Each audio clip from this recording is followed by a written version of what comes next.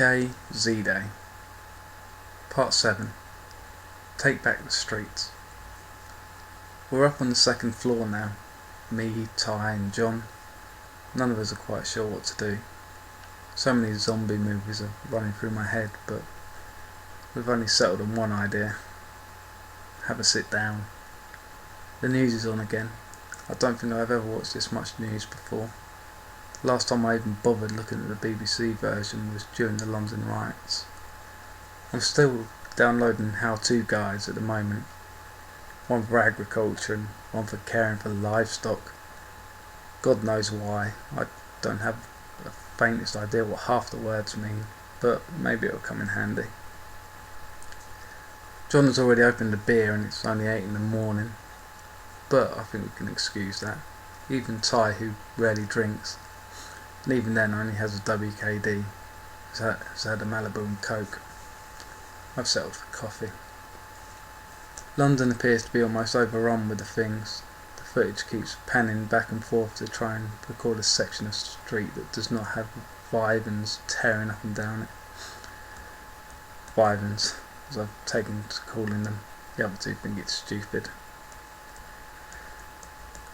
But unfortunately every single view on the television just seems to be showing views of people being ripped apart. The view switched again to a narrow street, hundreds of vivans literally being funneled up it as they pursued a group of survivors running for their life. You'd think at a time like this, humanity would stick together, but when their arse is on the line, humans rarely do what's best for them. People were shoving, punching, trampling each other to get away. One guy I saw trip another, only for the fallen man to jump to his feet and chase the man down and proceeding to bash him over the head repeatedly with a plank of wood. The man then stood up and nonchalantly took off running up the street to catch up with the main group. The chopper focused on the man lying face down, then pulled back a bit to the creatures who were only a few metres away. The man just laid there, then he rolled over and looked towards the dead. He tried to get to his feet but stumbled and fell, clutching his head. The view reverted back to the studio before he could see the man's untimely demise. Another expert wanted to give his opinion on why Granny had decided to get up to have a stroll and then nibble on your elbow. I was only half paying attention, but I think I caught the words gypsy curse. I rolled my eyes, got up and took a peek out the window. We had the TV on mute and subtitles on, so I was not too worried about the things seeing me, as long as I was careful. I pulled back the curtain a little and looked out. There were 3 of them out there. All man. 2 were completely naked, and there was both middle-aged. The other was younger, late teens, early 20s, not much younger than me. Dopey emo brown hair over his face, remnants of a black t-shirt that had been shredded and a portion of his abdomen missing, and faded jeans. They were all looking at the house opposite mine, and I saw a short, balding man standing there at the window, sipping coffee on the phone. I could catch the odd yelled word from across the street, something about the police. Idiot. He was attracting him to his doorstep. As if on cue, they lumbered over to his door and began to bang on it. This caused him to close his blinds. I hoped it would not be too late for him. But the last thing I expected to happen was what happened next. An old beaten up Land Rover pulled up and 3 large men dressed in jeans and black jackets jumped out. 2 went straight for the door, brandishing baseball bats.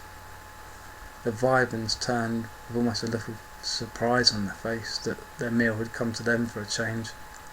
The looks didn't stay for long as one of the men caved in the youngster's face with a baseball bat, then proceeded to make quick work of the other 2. They left them there on the doorway, only stopping to push something through the man's letterbox. I called Ty and John over and we watched the men proceed to make their way down all the houses and post something through each letterbox. But a bill? John asked. I laughed. Either that or the bailiff really wants to pay that council tax for the Wales End. Our letterbox banged as well. One of the men looked up at the window and saw us. He raised his back and shouted, "Take back the streets!" Then the men jumped back in the car and drove off. We moved away from the window.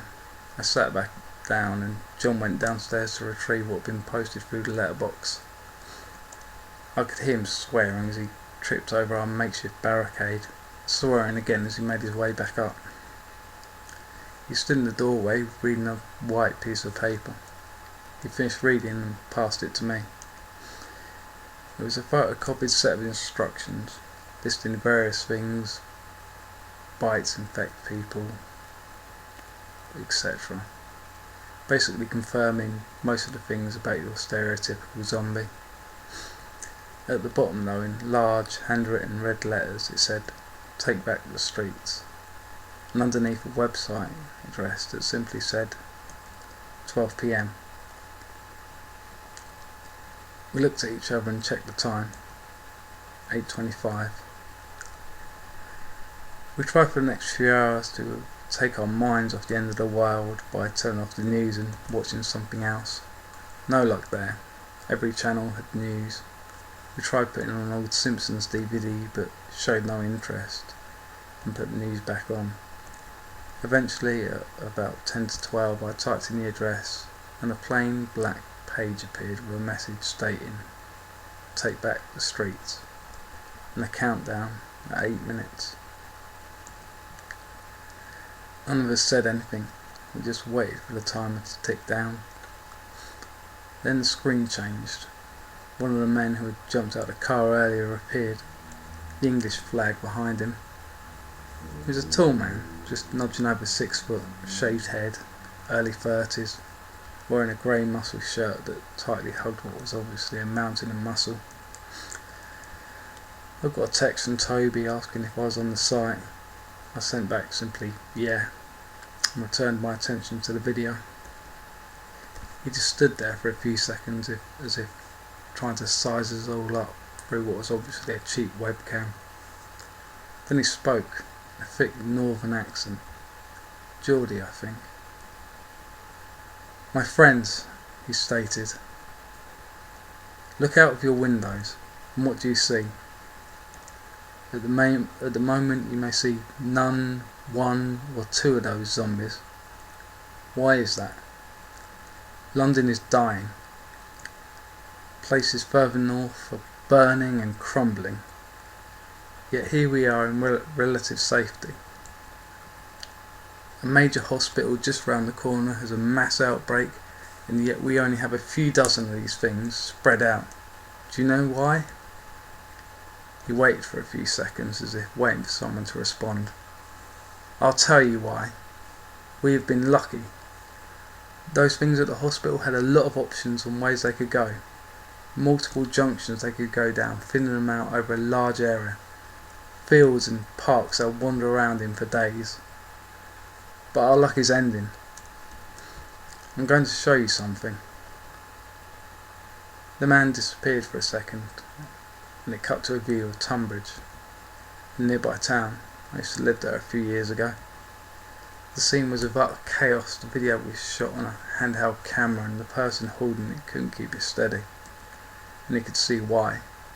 Hundreds of those things, similar to the sizes we'd seen in London, were making their way down the high street, forcing their way into shops, trying to get through car windows, ripping people apart on the pavement. Screaming, crying and moaning flooded the air, along with the cameraman muttering, "Oh fuck, oh fuck." This wasn't all. The cameraman zoomed into the distance and he could see more. And this looked like thousands, slowly advancing down the street, engulfing everything in their way. The view switched back to the man with the accent. "My name is Mark Stiles, and this is what happened at 6 p.m. yesterday." That was only 5 miles away from us, I thought. Mark continued, And this is what is happening now. This was taken 1 hour ago. The camera view switched again to a view of the bypass up the road from the high street. The creatures were making their way across the bypass. There were so many that they were pressed against the guardrails. You could see the odd one tumbling over the side. The cameraman ran to the left a little and zoomed in. You could see on the other side the raised bypass now, and there were more behind them. Those that could not get onto the overpass simply walked or fell down the steep slopes at the side, hitting the trees, and then at the bottom picked themselves up and proceeded to make their way across the four-lane motorway and up the other side. The number crossing the overpass did not compare to the amount on the motorway underneath. The number was staggering. The picture switched back to Mark. The zombies have run out of prey in Tunbridge. They've skirted the outside of Southborough and are on course for Tunbridge Wells. We think within the next 6 hours the main bulk of the horde will hit the outskirts of town. We can't hide anymore or wait for help to come, cross our fingers and hope someone else will do it for us. It's time to stand up. As he said this, I swear someone started to wave the flag behind him. God's sake, we're not Americans.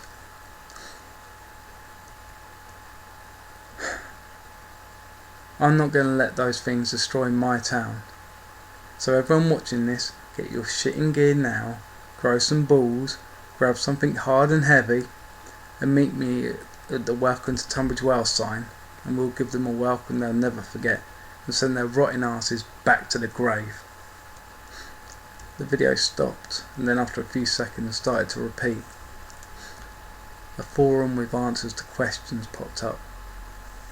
Soon after, there were typical responses. Gung-ho, let's kick ass responses, along with you're going to get yourself killed responses. Another feed popped up, showing the outskirts of Tunbridge Wells. I could see the Welcome to Town sign straight ahead. It was on a T-junction. To the left of the sign, behind the hedge, was a large wine and alcohol warehouse. Ahead was a row of shops, and to the right a small fire station. Mark obviously already had a few people helping. The roads ahead and to the left were already barricaded with cars. The fire truck had been taken from the station and parked to the right of the front barricade. Judging by the large puddle, someone had already been playing with the hose. Just behind the barricades, a man was taking the tops of bottles and dipping in rags, probably petrol or high-proof spirits. There was already a crowd of 20 to 30 people starting to gather, but I can't say I would trust my life to them, shirts off, drinking a Stella, talking about how they'd played Resident Evil and they knew what they were doing, blood. I muted the page and looked at Ty and John. The next 4 hours was a mix of indecision and arguments. Toby called and I put him on loudspeaker. Me and John both lit up a cigarette and continued. There were plenty of options. Stay put, go fight, or pack up and leave for somewhere safer while the Vivans dealt with the defenders. Toby laughed when he heard the word Vivans and also thought it was stupid. But after a little while, the decision was reluctantly made. We would continue to watch the feed. If a significant number of people turned up to defend, we would go. If not, we'd stay put for now. I can hear shouts outside. People are out on the street heading to the showdown. It seems clear out there. But there were only a few monsters earlier. Now we've got thousands on the way. It's now 4:30. I can't believe what we're doing. And why are we doing this? I thought as I zipped up my coat, grabbed a cricket bat, and John followed me, also grabbing one. Ty would stay here. Toby would meet us outside. As we left, we could see the corpses still lying outside our neighbour's house. Toby was waiting for us. He was taller than me, and bulkier than both me and John, well over 6 feet and a good 16 stone. I remember making fun of him when he was little for being short and tubby, but now it's evened out. He was dressed in his leather coat and jeans, carrying a machete. I called him an idiot. I called him an idiot for buying that machete. Well, I guess I'm the idiot now. John had a red hoodie and jeans as well. And yes, I was wearing my red high tops and jeans. It wasn't particularly cold, but the coat I was wearing was thick on the arms. If something tried to latch on, I should have a second or two to react. It was a 2-mile walk to the meeting point, which was uneventful, apart from having to step over the odd corpse, if you can call that uneventful. 5:30.